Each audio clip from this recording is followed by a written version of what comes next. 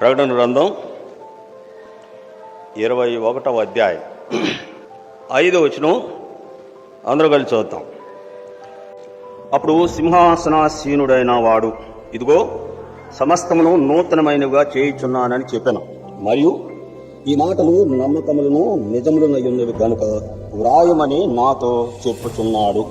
గర ఈ చదువుబడిన వాక్య భాగంలో ఈ సంవత్సరం సార్వత్రిక సంఘానికి ఇవ్వబడినటువంటి వాగ్దానం మొదటిదిగా, ఇదిగో సమస్తమును నూతనమైనవిగా చేయుచున్నాను.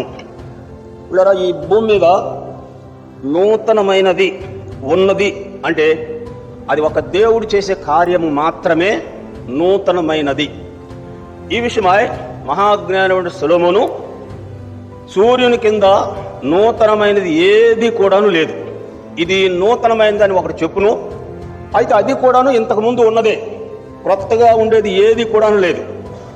అయితే లోకంలో మనుషులు పలికేటువంటి మాటలు కానీ చెప్పుకునేటువంటి సందర్భాలు కానీ మనుషుడు కల్పించుకున్న పద్ధతులు కనుక మనుషులకు నూతనగానే కనబడతాయి.